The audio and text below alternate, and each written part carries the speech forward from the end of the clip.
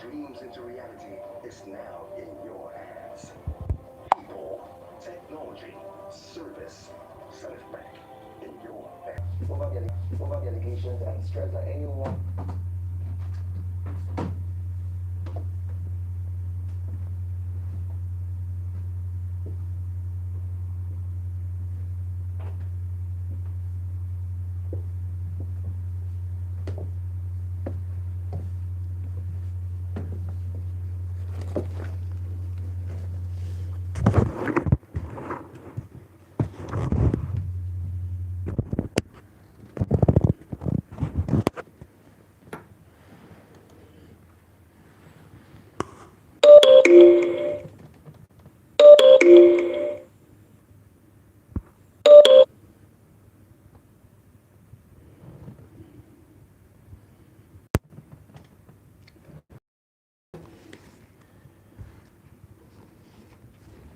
Good evening.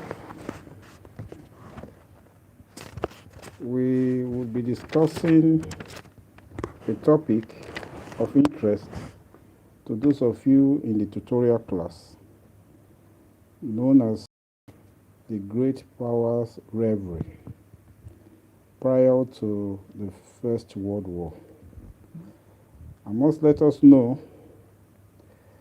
that the First World War marked, how would I call it, a change in the world order in the 20th century. But prior to that 20th century, in the 19th century, the powers that be had made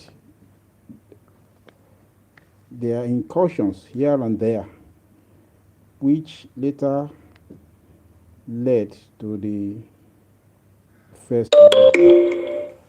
And what this tutorial will be discussing would simply be how these great powers were able to, in one way or the other, trigger what later ended up as the First World War.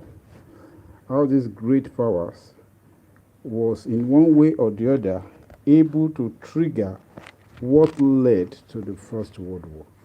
And I must let us know that when we talk about great powers, we are talking about powers who, one way or the other, are able to influence and change the status quo. Powers who, one way or the other, are able to influence or change the status quo. And great power rivalry has started for centuries, even over 500 years. Of course, we know of the great empire, the Roman Empire, and all that. But we won't be discussing that now. We'll be talking about the modern states, how changes in their that is incurred through their rivalry change the balance of power over time, and of course would lead to the outbreak of war. How these changes change the balance of power over time, and of course will lead to the outbreak of war. One thing that we must understand is that the relationship between great powers is core to sometimes what triggers wars among nations. The relationship between great powers is core to sometimes what trigger wars among great powers. Sometimes people would want to, scholars will talk about the long circle theory. They may talk about the long circle theory, and I would explain that. And also, some scholars will talk about the rational choice theory to explain what could have happened during that First World War, to explain what could have happened during the First World War. And the long circle theory to explain this would be that scholars feel that periods of war and peace are associated with shifts in the major states' relative power, and why each global war witnesses emergence of a victorious state, which of course will be governed by a dominant leader capable of dictating the rules and arrangements by which international relations are conducted. Of course, we must understand that great powers, one thing which they have is that they have influence. And we are talking about the 19th century. Some of those great powers in the 19th century, we talk about the Great Britain, France, Russia to some extent, Germany, which later came up in 1871, and all these groups ended up, because of their influence on other states, were able to try to change the status quo among state relations. When these great powers acquire unrivaled power, of course, this would inevitably reshape the existing system and also create and enforce rules to preserve not only the world order but also a dominant position.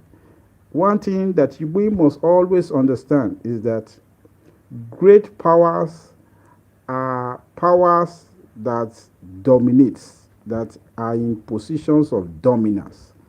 And when you are in a position of dominance, you can influence what other states do. You can influence what other states do. You can push them into an interest which may not necessarily be their own national interest. But because of your influence over them, of course, those groups or those states, minor states, would have to change course to follow an interest which may not be the best for them. And that's what great powers do. And the long circle theorists had always seen it from that perspective. An unrivaled power appearing, and that unrivaled power try to reshape the existing system and enforce rules to preserve not only the world order but also a dominant position. One thing I must let everyone who is listening to know is that the existing system, of course, would be one that would always have favored the great power. And they try as much as possible to preserve it. And that is what that theory is saying. And while they are trying to preserve it, another power emerges to challenge it. And once that power emerges to challenge it, then the status quo would definitely change to create some form of crisis, some form of wars among them. The long circle theory also draws attention to the fact that world politics has rarely been reordered without a major war. So world politics has rarely been reordered without a major war. That is what the long circle theory tries to see. Long circle theory is simple, and for this reason, it is not without its critics. Some people, some scholars don't believe that this theory, which is postulated, would lead to war. Because what the long circle theory simply says is that the periods of war and peace are associated with shifts in major states' relative power, and while each global war witnesses the emergence of a victorious dominant power, capable of dictating the rules and arrangements by which the international relations are conducted. And of course, we all understand what international relations being conducted means. And that is what we must take cognizance of, that some scholars do believe that this long circle theory may not, after all, be the causes of a change in world order. Most great powers rise and fall as if by the law of gravity. What goes up must come down. There is something disturbingly deterministic in the proposition which implies that world politics is beyond policymakers' control. Although those who postulate the long circle theory would definitely say that a great power emerges, becomes dominant, influences the world order to its own interest, and another power appears on the scene to challenge it, and as such, a war emerges. But the scholars who are not in agreement with this says this is not what they agree with. Long circle theory provides an important insight into a fundamental continuity in world politics and provokes questions about whether this entrenched circle can be broken. The question is, if you look at what those who assume this long circle theory, a power comes up, a power is challenged, hence a war comes up. And this theory is seen as what could have postulated what later became the First World War. This theory of how great power challenges themselves and ends up in things which we call war. The other scholars, such as those who postulate rational choice theory, provides an alternate interpretation to the First World War. Provides an alternate interpretation to the First World War. From their own perspective, the war outbreak was a result of German elites' preference for a war with France and Russia in order to consolidate Germany's position on the continent, confirm its status as a world power. What this group of scholars are saying is that the rational choice theory has to do with what the elites want, and the elites dominating the affairs of Germany were able to push their own agenda to challenge the French and the Russians. And this was what led to the First World War. And if you look at it, German positions on the continent confirm its status as a world power and deflect domestic attention from its internal troubles. Sometimes what these rational choice theories we are trying to say is that to remove the view or the people's mind from whatever is happening internally, a war was created so that the external war would be what will be discussed among the people. The focus would change from the internal problems to the external. And that is what the rational choice theorists seem to be advocating.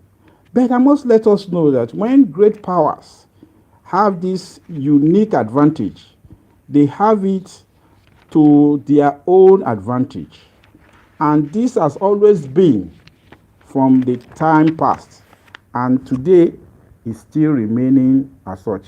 But for us who are historians, who understand what could have happened during the First World War, would rather want to stick to the facts rather than postulate theories. And one thing which I must let us know is that if we stick to the facts, we would understand why indeed that war may have taken place. But our focus is on the great powers, their rivalries, their reasons, and why these powers push and to push their interest, and while pushing their interest, sometimes it could lead to a war. For instance, the First World War, which our focus would be why that war even came up in itself, would be that the facts remain that somebody interested in freeing the Slavs from Austrian rule decided to kill an heir to the throne, Archduke Ferdinand. And the killing of this heir created or triggered whatever ended up becoming the First World War. And that was done in June 1914. That the killing of the heir to the throne, Archduke Ferdinand, led to what could be considered to have led to the First World War. But if we must look at it from that perspective, we must see it going back to see what may have happened, that singular event moved and changed the course of time, which led to the First World War. And we can trace it back to the 19th century. That event happened in the 20th century, early 20th century. We can trace it back to the 19th century. In the 19th century, prior to the hostilities which created or allowed for the First World War, a nation called Britain dominated world politics. An island country isolated by temperament, tradition, and even geography from European affairs, dominated sea control, sea power, and commanded shipping. And the commanding of the shipping and control of the seas allowed for it to be empowered to influence other states to do its bidding. This great power at that period, Britain, had its influence over most of the European nations. And this influence can be traced to its power at sea.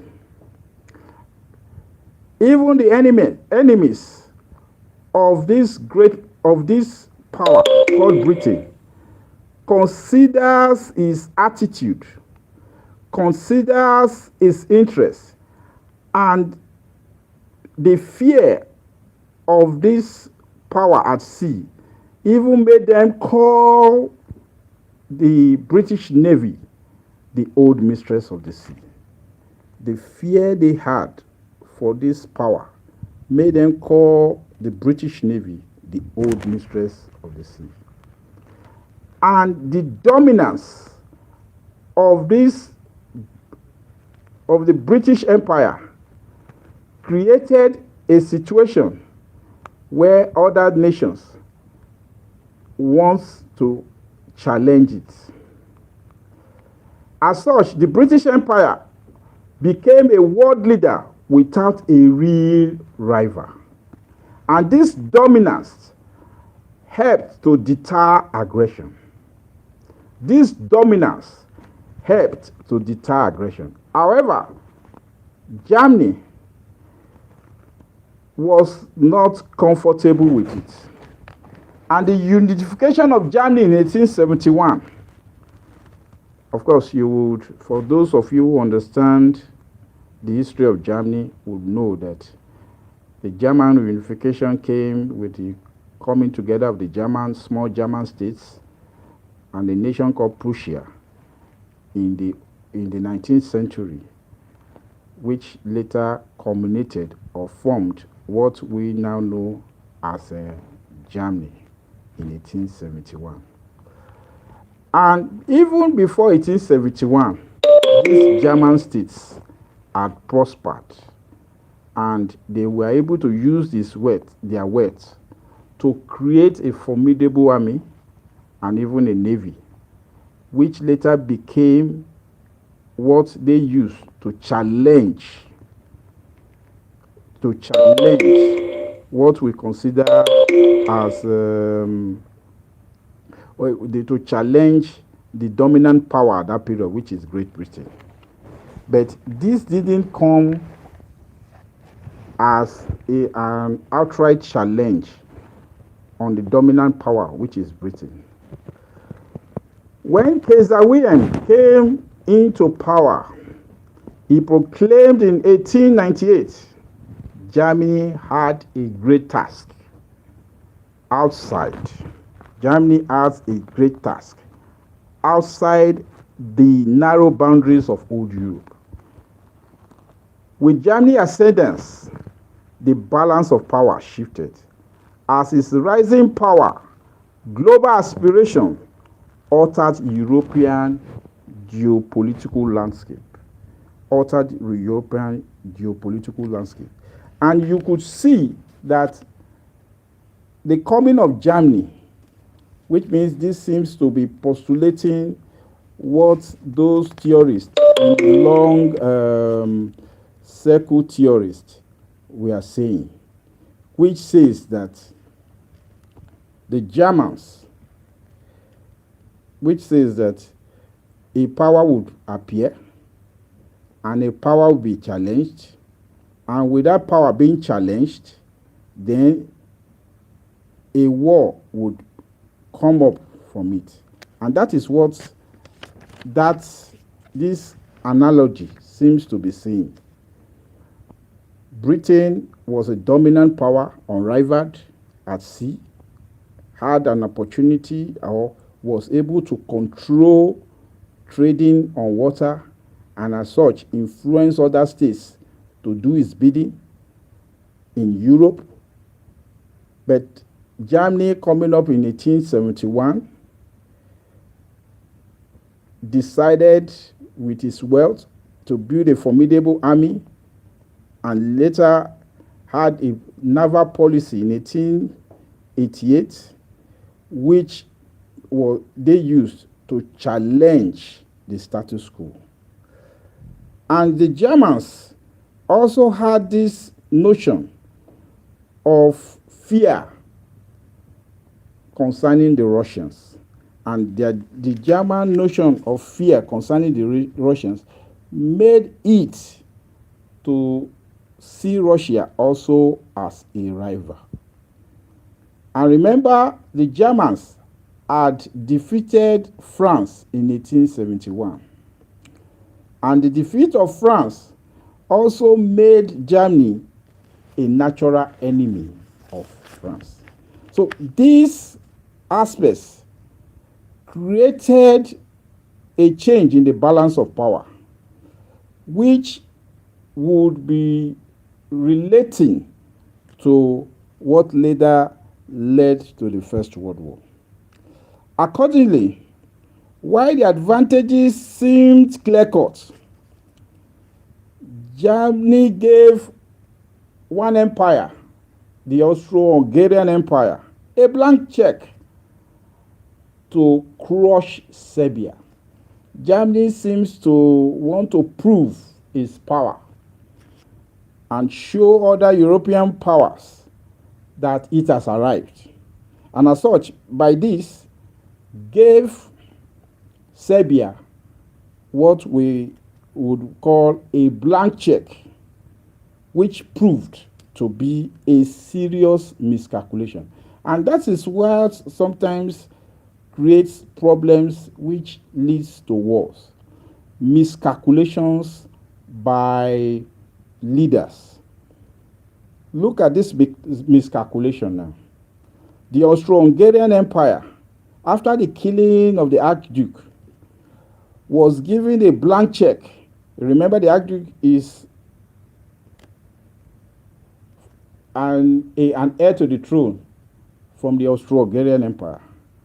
And that opportunity given to the Austro-Hungarian Empire became a serious miscalculation. To Germany, imperial rulers, the risk involved in blank check made sense from the viewpoint of preserving the Austro-Hungarian Empire.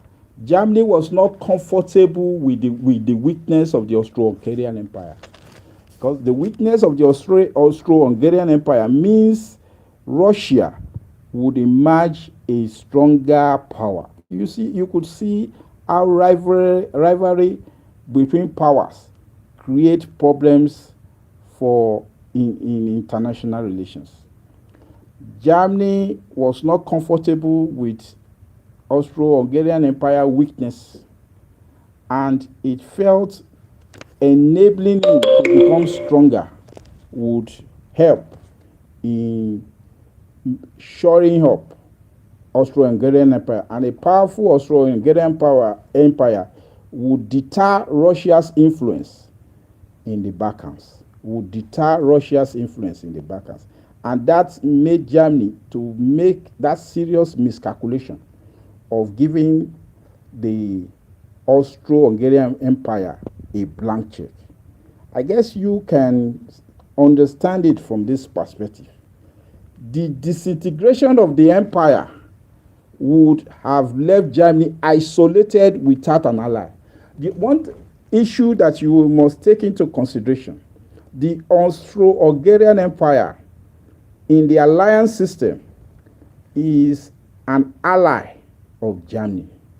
And as an ally of Germany, its weakness would mean that Germany will become weaker. And as such, Germany gave it a shore up in a way that would make it become stronger by giving it a blank check to deal with the nation where the heir to the throne was killed. And that nation is called Serbia. To deal with the nation where the heir to the throne was killed. Gave them a blank check. You are the controllers of those places.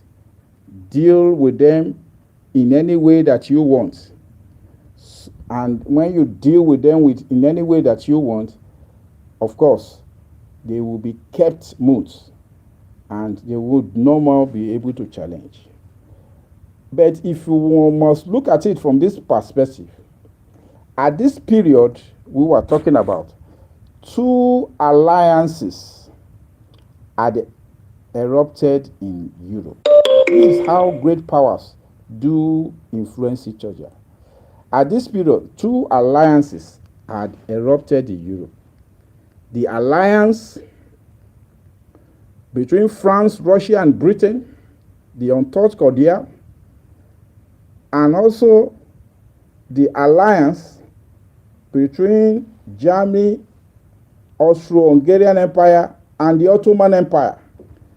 So you could see that this balance is beginning to be threatened.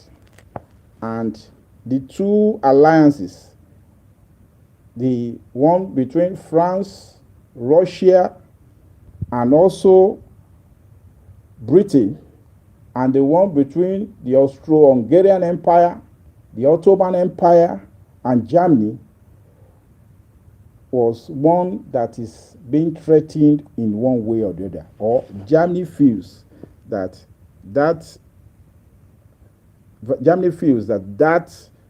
their own alliance is in one way threatened. Remember, a weaker Austro-Hungarian Empire would make, definitely, if you look at the mathematical calculation now, will make the Germans weaker. These groups are supposed to support. These groups are supposed to support Germany and make it a great power in the context of Europe. This is how great powers rival each other. Misconceptions, miscalculations, and perceptions which may not be real or may be real lead nations to miscalculate and create a position of war, which also influences other areas in other places in the world. Although the immediate objective was to defend the Belgian neutrality, Britain had this notion that it would tag or become part of the Russian and French alliance, because the Russian and French alliance had, at the beginning, after the unification of Germany, created the Russian and French alliance, had at the beginning of the unification of Germany, created an alliance between themselves. That alliance is the alliance that is called the Dual Alliance. This alliance is a military alliance which tend to prove or show or deter, especially, let me use the word deter Germany from attacking any of these two, either Russia or France. Deter Germany from attacking any of these two, either Russia or France. But even when this alliance was created, the British were not part of it. But when the British joined, the main aim of joining the alliance is to, as its immediate objective, to defend what is known as the Belgian neutrality. The Belgian neutrality. The war later would spread across the ocean when, in April 1917, the United States extended the conflict. That's another great power. You remember, the United States has not been mentioned. But the United States, take into cognizance the United States here. The United States, through the Monroe Doctrine, had always believed that they would not interfere in the affairs of Europe. Why? They feel that Europe is too crisis-ridden, and as such, Europe should be left to their own kind of politics. And the United States, through the Monroe Doctrine, was able to carve for itself the continent of South America. Today you could see how the United States feels, I'm talking about this century now, feels that the continent of South America is beholden, is a sphere of influence, and in that manner was able to at least want to do whatever it feels it would do. You could see what a great power could do here now, influencing. In this manner, South America, North America became the sphere of influence, technically through the Monroe Doctrine, of what I consider as the enclave of, or the place in which America, the United States of America, considers as theirs, their place of national interest. Why was this so? They tend to look at the fact that if that warning was not made, of course, the United States of America would have had some military, you remember it defeated Great Britain to get its independence, would have had some military strength which they felt would make others be deterred from holding sway against them. And the United States of America, we are not comfortable with the movements that has to do with Spain. And they felt Spain may want to come and take back those lands that are majorly in South America, lands such as Argentina and co, Chile, Bolivia, all these lands. They want to come and take that over with the support of European powers, which they were not covered. So through the Monroe Doctrine, they were able to carve out a position for themselves. And this position which they carved out made South America and even North America more or less like a domain of the United States of America. But the interference of the coming of the United States now to give support, they told the Europeans, stay on your own. We don't want to have anything to do with you. But when the war started in 1914, 1917, April, the United States decided to be part of that conflict. And its decision to be part of that conflict, even though Russia in that same 1917, through the Bolshevik Revolution, was left that war, and even signed a treaty of fear, respect for Germany, I would say. Germany, okay, we accept whatever you give to us. Let's be out of this war. Remember, Russia. For those of you, I won't be telling you all the history that is what led to the First World War. But I want to let you know that Russia was a major reason why the First World War, because of the decision of Russia to decide to support Serbia to go against Germany, which go against the Austro-Hungarian Empire, invariably going against Germany, which triggered that First World War. So you could see that these calculations sometimes lead to war, not simple theories which some social scientists would like to postulate. Historians ask why they miscalculated so bad. Sometimes historians would ask, why was such kind of miscalculations made? And when they ask such kind of questions, of course, everyone would invariably know that miscalculations are made by decision makers, leaders who would decide one way or the other whether they want to take a decision, and sometimes those decisions which they make would seriously be an error, which could also lead to what we consider as the war. And once miscalculations are done, sometimes that's where the rational choice theories will say that from miscalculations,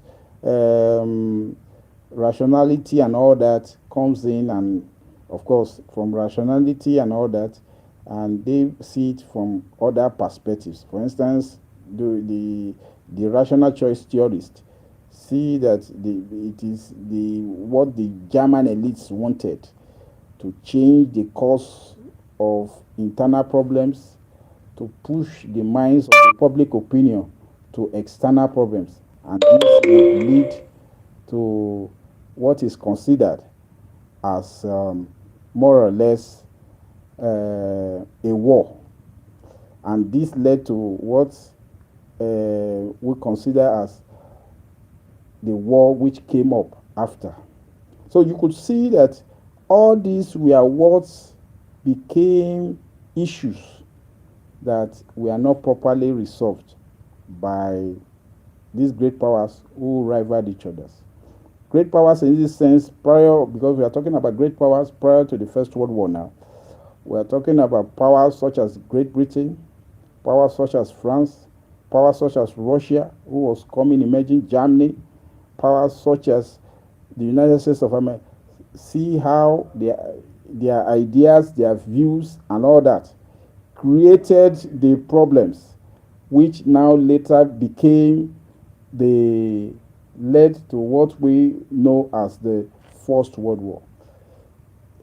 And the rational choice theorists may see the interpretation as correct and see that the First World War is seen as a consequence of the quest for power, which realists believe is an iron law of history. Sometimes the quest for power push decision makers to decide in a way that creates war. The quest to achieve an interest or achieve an aim creates such kind of problems, which of course would lead to war. And Germany's challenge to British dominance was driven by its desire to become a leading state and to prevent it from being surpassed by lesser challengers. Germany sees Russia as a lesser challenger, and it wants to prove itself as a big power. And by proving itself as a big power, it has to challenge the British dominance. Remember, at this period of this war, the Germans have one of the best armies of that period. And also, I've told you about how the sea power of Britain still remains legendary even during the prior to the First World War. All these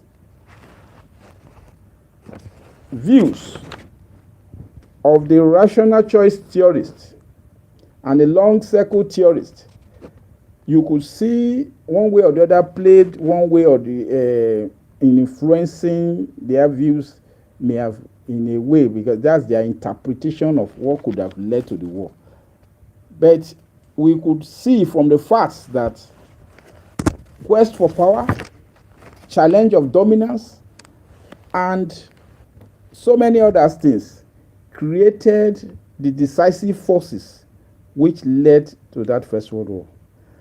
As this alternative interpretation suggests, the causes of World War I remain in dispute. What led to the cause of First World War? Some will say, oh, the killing of the Archduke created that position which led to the First World War. Some would say, oh, the rivalries between the alliances created it. Some would say, oh, that German influence, German quest for power to challenge the dominance of Great Britain led to the First World War. Whichever way we want to look at it, the First World War became an escalation because in April 1917, the United States also joined. Remember, in this same First World War, nations like this same First World War, nations which were colonized, nations today which were colonized, became also part of this war. The First World War, the tragic in terms when we talk about the First World War, was social, also economic, political, out of the miscalculations of great powers. Life were killed, people were killed, properties, and every other thing were influenced in one way or the other. And three empires, the Austro-Hungarian Empire, Russia, the Ottoman Empire, all crumbled as a result of the First World War, as a result of the many miscalculations of these powers. And their places emerged, the independent states. These nations, Austro-Hungarian Empire, Russia, the Russian Empire, remember that I told you Russia had to pull off, signed a terrible agreement with Germany, would do everything you want, if not for the fact that the British, the Americans won that war, Russia would have been put in a beggarly state in 1917. Had to pull off from the war despite losing so many men at that war in a miscalculation which it made by giving support to Serbia. And in their place, those who replaced these crumbled empires were nations like Poland, Czechoslovakia, Yugoslavia, Finland, Estonia, Latvia, Lithuania. All these nations became an offshoot of what led offshoot from the First World War. The Russians' ideology, the Tsars, also were thrown out. The Bolsheviks, produced, led by a man called Vladimir Lenin, brought in a new ideology, communism, and led Russia. These were what happened just immediately, and they all went to a place called Versailles, where they met to discuss the way forward in this war. So from what I've been able to let you know is how miscalculations, perceptions, views, or interests had pushed nations, great powers, to sometimes miscalculate, create a notion of war, which affected and influenced all other nations in the world. For instance, for those of you who live in Nigeria, you would know that the West African Frontier Force was part of the First World War. And of course, you would have heard about how the West African Frontier Force, their influence in the war, created a mindset within the people when they came back of pushing for things such as nationalism. But we are not going to be discussing that today. We are discussing great powers rivalry, how it led to the Great War. For most Europeans, the Great War had been a source of disillusionment. Of course, despair comes after in every war. When it was all over, few remained to be convinced that such a war must never happen. They remember after that war, during that war, and after the war, a lot of persons died, and also so many persons became convinced that why should we even get involved in such kind of mess? But even when they said, why should we get involved in such kind of mess? Remember, those of us who are of the class, who are of the tutorial, this mess I'm talking of now still happened again in 1939, but we will not be going to that now, and created more mess in the world. For the first time in history, broad public and peacemakers shared a conviction that war was central problem to international relations. Remember, war is another way of carrying out your objectives in international politics. War is part of a national interest. It's pushing your own agenda. And sometimes when pushing your own agenda, it could create problems in international politics. The aggressive activities of particular states or revolution had been always a problem. In 1648, 1713, 1815, remember Napoleon Bonaparte in 1815, the peacemakers and all that. In 1919, all these crises would, of course, in 1815, the Congress of Vienna, to resolve the mess created by Napoleon. In 1919, the mess created by the First World War, and so many other. In 1648, the Treaty of Westphalia, you could see all that. So this rivalry between great powers have a way of having create a position of crisis, a position of war, a position of disinterest, which leads to many things that would invariably sometimes lead to war. I must let us know that wars are no picnics. It's something that when you get involved in, some persons will die, of course, so many things will happen, of course, and wars are not something which is always, it has its negatives, it has its positives. Sometimes, of course, some wars elevate the women folks. When men are dead, women take position. So sometimes wars are not something are not what is all a gloom, but sometimes it brings some form of revolution in the society. But that will not be a position of discourse now. World War One evoked revulsion for war and for the doctrine of realism that rationalized great power rivalry, that rationalized arms races, secret alliances, and balance of power politics. Of course, we all know the balance of power politics. When nations seek alliances, perceive other nations, some nations will be threat, seek alliance with perceived friendly nations, so that when the enemy nations try to threaten, it becomes a deterrence against them. But this First World War was all resolved at a place called Versailles.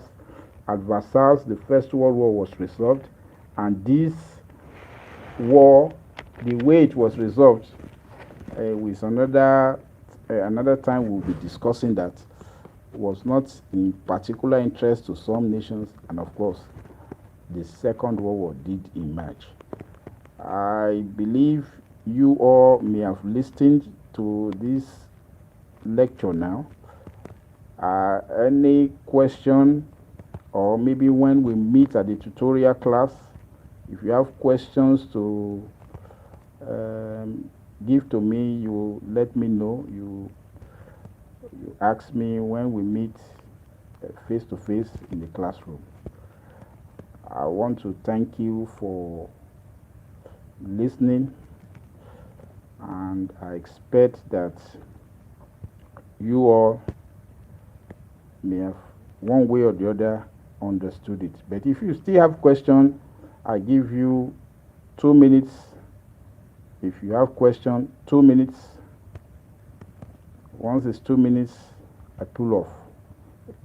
Ask your question. Okay, someone is asking, I have a question. What's the question? You have a question. What's the question? Type your question. I have a question. What's the question? Type your question. Type your question. I'm not seeing the question. I'm not seeing the question.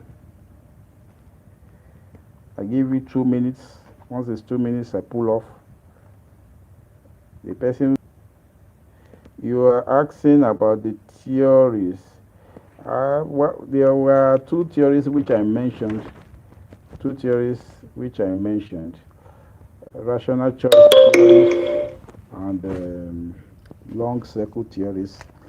The connection is having fault. But what the long circle theory, the dominant power, then later on, another power challenges it. That's the long circle theory. The long circle theory is saying a dominant power comes up.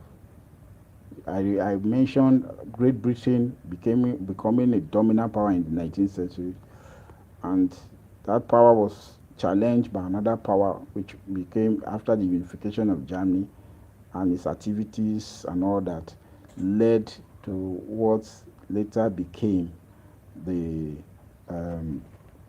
First World War. Its activities, that is the belief of those scholars who push or postulate the long circle theory, and there's other scholars who also interpret the World War that it's more of the German elites, the rational choice. They look at it from a period of realist rationality, that the German elites wanted the public opinion to move away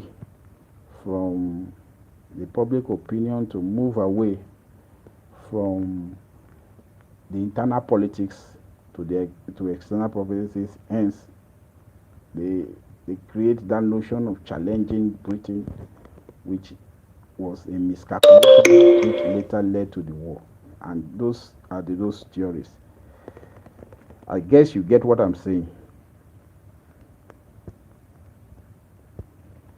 Somebody is asking a question what are the important infants if the I don't get what you're saying. What are the important infants if the great power? What the I don't seem to get what you're saying. What do you mean by important infants if the great power? Or important facts? I don't really get what you're saying. I don't really get what you're saying. Repeat the question again. Repeat the question. Is it important facts or I don't think I get what you're saying. Repeat the question again. Repeat the question again. If any other question, or the person who said, what are the important facts if the great power? I don't really get what you're saying. Any other question, or the person who said that should type a new question. The person who said that should type a new question. Okay, I'll count 1 to 3. No question, I cut off. I want to thank you for listening.